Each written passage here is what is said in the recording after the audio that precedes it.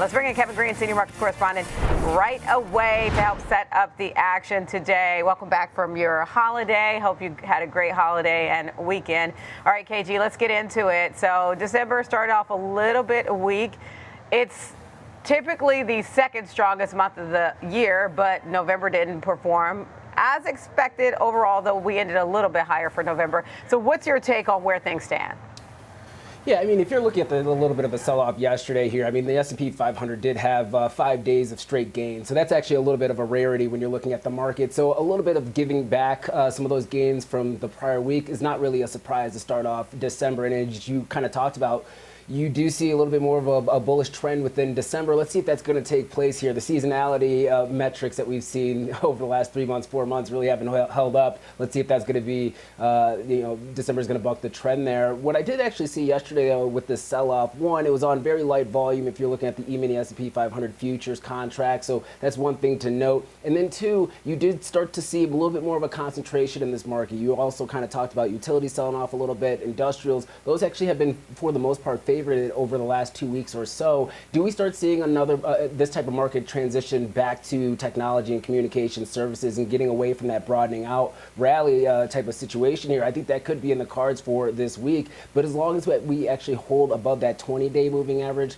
and the 50-day moving average for the S&P 500, I think that it's still primarily bullish for this market, at least for now, Diane. And I think the big risk that we have within December is the Fed meeting, the commentary after, and if we do get a hawkish cut, does the market still actually hold up post that Fed meeting? I think that's the biggest risk that we have right now. Okay, that's a good point. That kind of lines up with a note I have from Kenny Polcari of Slate Stone this morning, who says it's not risk off, it's more of rotation because, you know, to the point that we're both noticing that utilities was weaker in tech, you know, essentially finished flat. Let's talk crypto, though. We're seeing Bitcoin inch higher this morning, but difficult day for crypto yesterday. And it's been volatile recently, whether we're talking about Bitcoin, Ethereum, and Strategy, the proxy for Bitcoin. So what's your take when you look across the crypto asset classes?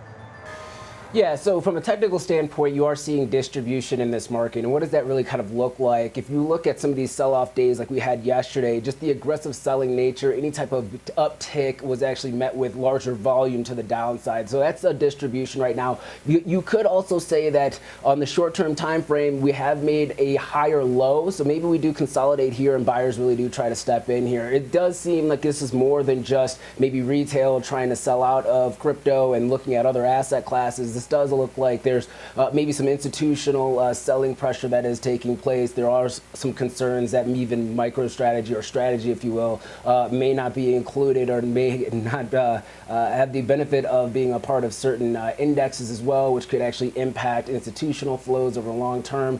Does that actually really impact the company when you're looking at the ETF flows? That could also happen here. So right now it looks like it's a distribution.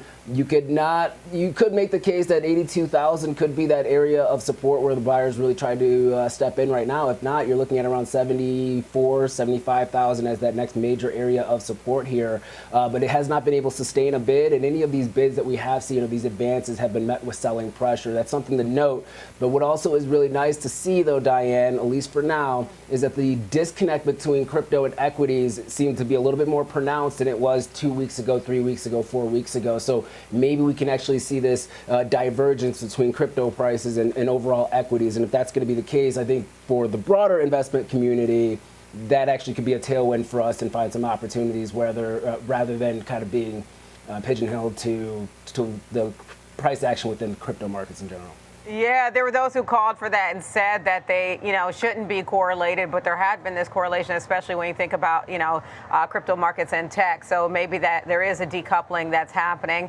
Let's get into one earnings mover that you're across, MongoDB. They reported a better than expected quarter, beating on both the top and bottom line, and it looks like the future is still bright for this company. What are some of your takeaways here?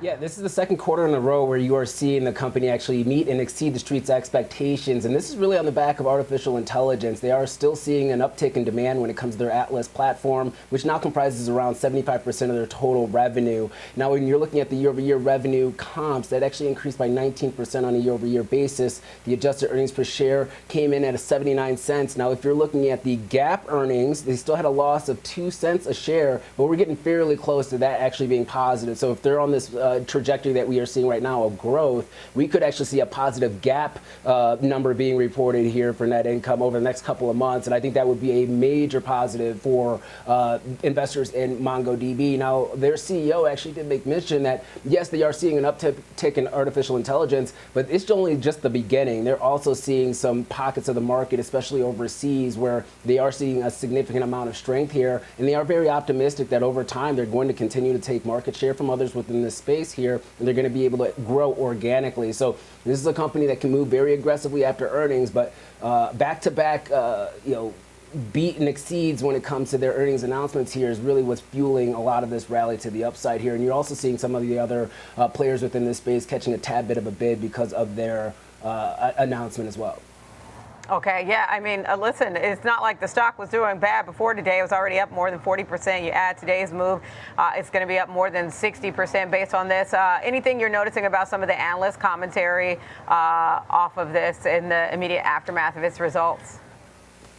Look, all I'm seeing is really just price target adjustments to the upside here. There's a lot of optimism when it comes to this space here. Now, if you kind of look at this name, once again, it would have been a little bit of a laggard if you're looking at this time last year. An executive shakeup also has taken place here, but you're getting a lot more positive commentary that the new leadership that they have is really pointing the company in the right direction. And the uptick within Atlas, which is obviously going to be a major revenue driver as well as a margin driver, continues to be very strong here. So I'm just seeing price target upgrades across the board when it comes to this name this morning here. So rightfully so, company's able to once again exceed the street's expectations and give a little bit more life into the AI narrative.